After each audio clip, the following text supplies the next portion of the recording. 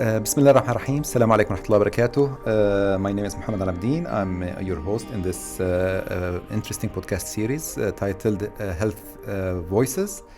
As always, we have a special topic and a special guest today to talk to us about important and timely topics that are of interest to our society. Our guest today is Associate Professor of Clinical Nutrition and Dietetics, Dr. MoezAllslam Izzat Faris. And the topic today that we will talk about is fasting research and the fasting conference. Dr. Moez, ahlan wa sahlan, welcome to the podcast series. Thank you, Prof. Mohamad. Thank you so much. I'd like to start by perhaps introducing the audience to your background. Can you tell me a little bit about your interest in fasting and how does it come to be your area where you dedicated your professional life for? Yeah, thank you. Bismillahirrahmanirrahim. Actually, I started my journey with fasting research in the bachelor degree in the 1998.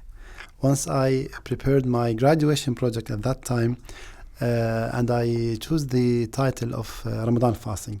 At that time, if you remember and go back for these 3 decades ago, internet was most recent. At that time, I found one article in the internet about the metabolic effects of fasting and how fasting affects health. It was the sole reference I found. After that, I found that my professor, Dr. Hamid Takuri, may Allah, inshallah, protect him, he did a kind of original research about the effect of Ramadan fasting on the body weight. It was published in the Saudi Medical Journal.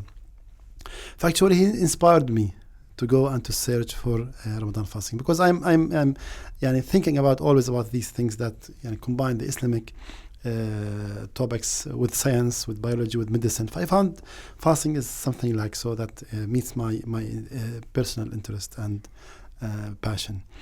After finishing my PhD in 2008 and I started searching for a new research line, I was reading an article about the effect of fasting by the Japanese people and how fasting in Japan contributed to the extended life expectancy. Japan among the highest life expectancy with 30,000, more than 100 years of age. This is exceptional. They mentioned that partly because they are practicing fasting. This point raised the issue in my mind, why we are not looking for our fasting. We have our unique fasting. Yes, it is a kind of worship, part of the Islamic pillars, but at the end, this is a practice. Mm-hmm. And any practice should be having a kind of impact on our health. What about the research about fasting and immunity? At that time, there was a new emerging topic of the cytokines and inflammation and how inflammation affects the health and disease and this stuff. Why we haven't any kind of research on the effect of Ramadan fasting as a special model on these cytokines and inflammatory markers? I started my project. I submitted a grant. I got 6,000 Jordan dinar from, I was at that time in Petra University in Jordan, Amman. It's about 30,000 dirham. It was a huge amount at that time. I created my team from different universities in Jordan, University of Jordan, Petra, and Hashemite University, from different disciplines in pharmacy, lab sciences, nutrition. And I, alhamdulillah, successfully completed this project. It was like a dream. And I published the first article, which is now among the highest and most cited articles about fasting in general and intermittent fasting in particular in relation to the inflammatory cytokines or inflammation. And I'm sure this interesting start was something interesting for science also because I know that you have now, mashallah, many publications in the field. And this qualifies you to be one of the major contributors and promoters for a key conference that is taking place in the region for the first time. So can you tell us, Dr. Moez, about the Sharjah First International Fasting Conference? Exactly, thank you.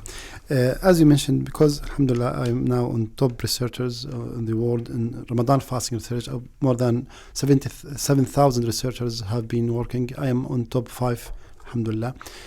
I was invited as a lead editor also for 2 journals to lead special topics on Ramadan fasting. After the second topic, I found that I have now a large connection with fasting research people, scientists from all over the world. I have good connection. I have many communications, collaborations with many of the researchers. I found that it is the moment now to achieve my dream. It was a dream, really, to have the first international scientific conference on fasting. And alhamdulillah, under your support, Jazakallah kul khair, you was also highly supportive. We created, alhamdulillah, we founded the first Sharjah First International Conference on Fasting. I utilized my relationships and my collaborators, and alhamdulillah, we got support from our colleagues who are the top researchers in the world on Ramadan fasting research. Dr. Mohamad Hassanain, Prof. Bahammam, Dr. Shturo, and Prof. Osama Hamdi. We created in addition to our department colleagues in the College of Health Sciences and Nutrition Department and College of Medicine, and we created, alhamdulillah, our first scientific committee, and we launched the Sharjah First International Conference on Fasting.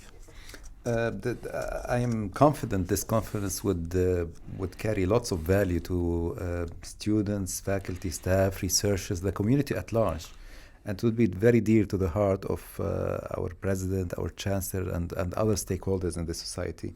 When is this conference, and what types of sessions does it promise to offer? Yeah. The conference will be held, inshallah, in the end of February, 28th to 29th February 2024, the next year, inshallah. We, in the Senate committee, we have created and suggested different categories that cover the most commonly or most extensively actually studied aspects of Ramadan and fasting in general. It's not Ramadan fasting, it's conference on fasting. This is what is really characterizes this conference, and it is like a broad scope conference for the fasting research in general, not only for the religious form of fasting like Ramadan. We suggested different categories like the medical aspects, health in general, public health aspects, environmental health aspects, even economic, social aspects, because fasting is not just a kind of change in the timing of food or the amount of food. Fasting is more like a holistic change in our dietary lifestyle behaviors, even in our morals, ethics, feelings sometimes. Our social behaviors, all these things coming together, and especially this is more pronounced and can be easily seen in Ramadan. Ramadan is not just only abstinence from food. It is a collective term for a set of dietary lifestyle, social, religious, spiritual, all these things come together.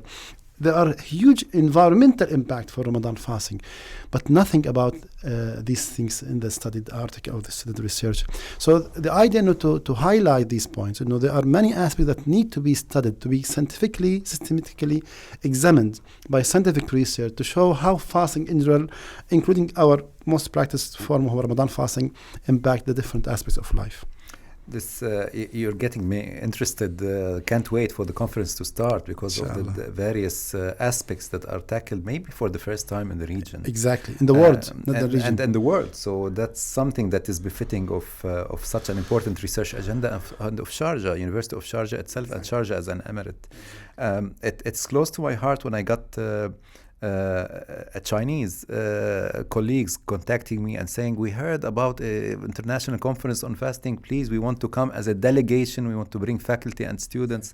So we expect extraordinary outcomes out of this conference, Dr. Moez. What are speaking of outcomes, what do you expect, because I know you think systematically, so what do you expect will be the outcome of this conference? Yeah, the main outcome we are targeting actually and planning for is to institutionalize the research on fasting. It's like scattered efforts. So the idea, why not to gather these efforts in more systematic way, in more organized way, to have more close collaboration, to find out the gaps that should be addressed, need to be addressed, to make it more like comprehensive research, coordinated, integrated research from different disciplines together. Because again, fasting is not just only kind of food and water abstinence. It's more than, as I mentioned, more complex than that. But having no kind of like مثلا a seed for institute, a seed of like office at least that coordinates the efforts, integrates the researchers, make more collaboration, communicate between the different authors, researchers, and this is one of the main outcomes of we are looking for after the conference, inshallah. It's an important outcome, and I heard you a few weeks back talking about perhaps publishing a book yes, as a proceeding for this conference. Can you tell us a little bit more? Yeah, alhamdulillah, as part of our communications and collaborations, I alhamdulillah, I was the founder for the idea of the book. I contacted the Springer. I wrote the proposal for this conference. طبعا I برضو invited our main co-authors, Professor Hassanin, Professor Bahammam, Professor Shtoro, Professor Osama Hamdi from Harvard Medical University. And we suggested this book that covers the different aspects that have been published. The idea, there are a lot of publications about Ramadan fasting, but there is no like one monograph that tries to cover all these things together and to give an idea, a comprehensive view about how fasting affect our health and medical aspects. We suggested the health and medical aspects of Ramadan intermittent fasting. Alhamdulillah, till now we have 22 chapters from all over the world, from Malaysia, from the States, from the UK, from Saudi Arabia, from different countries that address and cover and review the main topics that have been published in the scientific world. This, I think, will be like a milestone in socializing the research on Ramadan fasting. One of the authors, I think, from the College of Communication, he called the science of fasting, the fasting science. Now, this is like a new term. There is nothing called in the literature, but he thought that what we are doing now is kind of creating a new science called the science of fasting. This is a new term, really. I like it. I will be proud if we can put a backbone in creating this science for the community. I salute your vision, Dr. Moez. One final question, and because it is the Health Voices podcast series, I want to bring the voice of the community, where I hear people talking about some confusion. Yeah. So there are different ways of fasting. Of course, Ramadan fasting is Ramadan fasting, but even the application of Ramadan fasting sometimes is not what is intended for. Exactly. So people sometimes fast, add weight, and have diseases because of fasting. Yeah. So people are a little bit confused. How can this so-called science of fasting be facilitated for the public so that they can engage and use this powerful lifestyle to enhance their health and well-being? Yeah. Well, actually, we have different forms of fasting. Ramadan fasting is a sort of religious fasting, but once we look at it from scientific point of view, it's classified as intermittent fasting. We have different forms, as I mentioned. We have prolonged fasting. We have what's called caloric restriction. From its name, there is a significant reduction in the total calorie consumption. And there is the intermittent fasting. From its name, it means that we are alternating between fasting and feasting, or eating and fasting within the 24 hours. And this is one of the most important forms of fasting, actually, because other forms of fasting have some adverse consequences. Like prolonged fasting, it may add to a kind of fatigue, acidosis if continued more than 24 hours, and there are many problems. In fasting, are we, just if I may interrupt, are we talking about abstaining from food and drink, or the most common talk about fasting outside Ramadan is also only food? Actually, there are, even outside the religious fasting of Ramadan, there are two types of fasting. There is the dry fasting and there is the wet fasting, regardless of the religious form. Now, what characterizes Ramadan as Islamic form of fasting, two things. It's dry. All the other common types are wet, but there is like some people, they now starting dry fasting, because they thought that it is much better, and there is research about the difference between dry and wet fasting. The other thing that characterizes fasting in Ramadan, it is a kind of like diurnal fasting. The other forms are nocturnal, means that they are practiced during the night hours. Ramadan fasting is practiced during the day hours. بالتالي these two important differences makes the model of Ramadan fasting unique. Now, the idea of how the other people they can use fasting. Yes, you can use it, apply it at night hours. Any kind of abstinence from food is a kind of fasting, whether with water or without water. What is practiced now clinically, and to advise people who don't want to go to the Islamic form هو daytime fasting, to go with the night fasting. So we suggest that مثلا you have to abstain from food from like مثلا Maghrib, from the sunset to the next day مثلا 8-10 a.m. for example. So at least there is like 14 to 16 hours of fasting, and including the hours of sleeping, which makes the fasting easier, because there are like 7 to 8 hours of sleeping.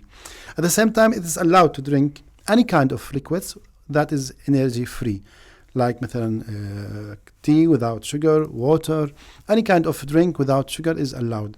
But this is like the more convenient and easy to conduct to achieve form of fasting that is wet, not dry, while in the night hours, not the day hours, which needs more energy to do the activities. Wallah, Dr. Moez, and I can speak with you for hours about this. It's a very interesting conference, very interesting topic, and I call on the organizers to facilitate its proceedings so that people can understand how can they engage and how could it affect their health and well-being. I would like to thank you very much for taking the time to be with us in this podcast series, and wish you all the best with your research and professional career and the conference. Thank you so much. To have you back maybe after the conference to speak about the impact of this conference. Thank you very much. Thank you so much, Prof. Thank you very much. Thank you so much. Take care. Bye.